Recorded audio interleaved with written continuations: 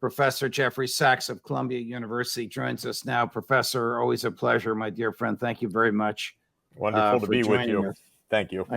I know you're coming from the UN, and I'll ask you some questions about that in just a little bit, but you had teased me over the weekend with some pieces you sent about your interest in discussing the origins of COVID. What are your views on this, and on what are your views based?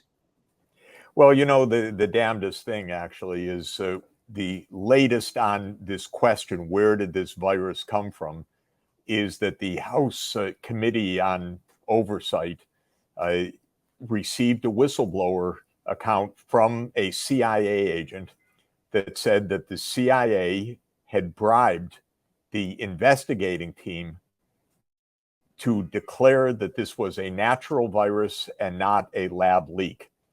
Really incredible. This was the latest development in a saga now that is well over 3 years old of debating where this horrible virus came from. Let me just stop you now. The allegation is that the CIA itself bribed some of its own employees who were doing this investigation in order to conform to some preconceived idea that CIA management wanted out there.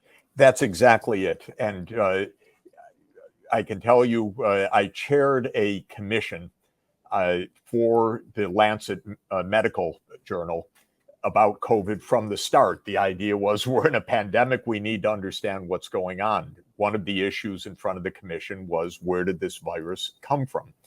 And at the beginning, I read the scientific literature and thought, well, all the scientists say it came from nature, probably a virus that was in an animal that may have been sold in the wet markets in Wuhan, China, where the first outbreak occurred, apparently, and sounded plausible to me, possible to me. And I spent the first several months saying, yeah, anyone who says that it came out of a lab is, they're not looking at the scientific evidence. But as time went on, there were so many contradictions and so many lies by the government, which I'm pretty used to in my career at this point, and more evidence showing up that, you know, a lot of dangerous experiments were underway, a lot of manipulation of viruses like this SARS-CoV-2 virus, which is the causative virus of the COVID-19 disease. And so I started to feel, my God, you know, we're not getting the story straight at all. And as I got into it, more and more people came to me privately to give me a tutorial in virology and to send me papers and documents that showed that the lab leak idea, and what that is really not just that a virus escaped from a laboratory, but really that a virus was manipulated, and that virus turned out to cause the pandemic when it accidentally escaped.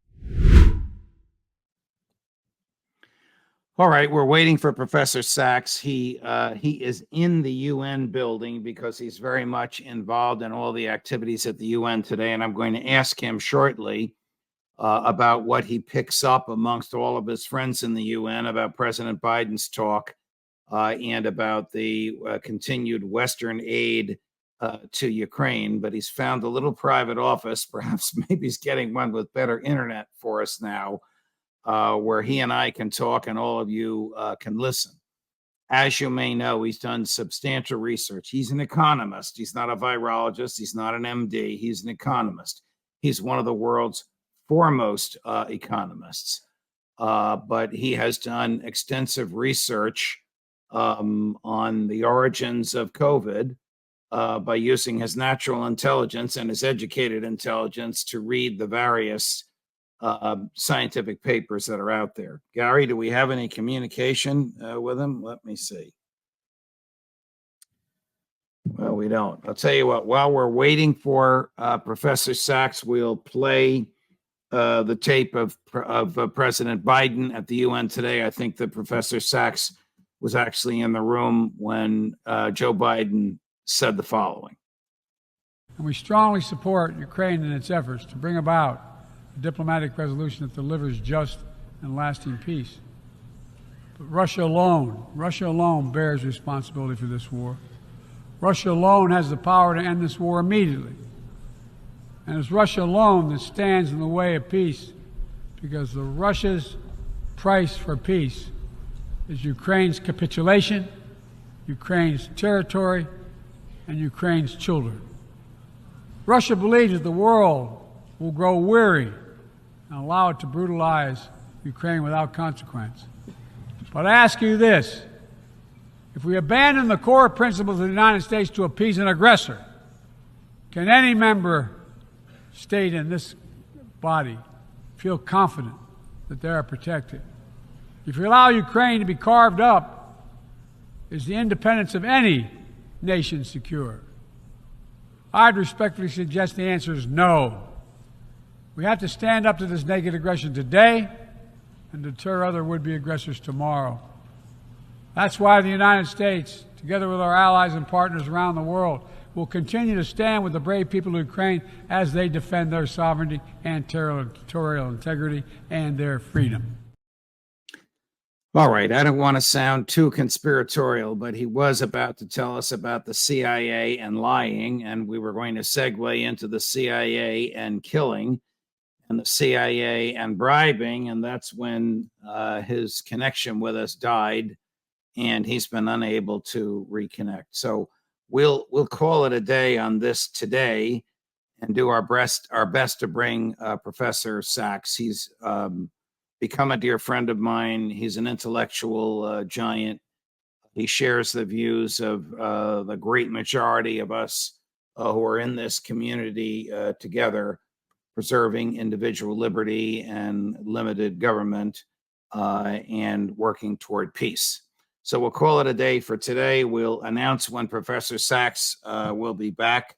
We do have tomorrow, Wednesday, bear with me a second here just to remind myself.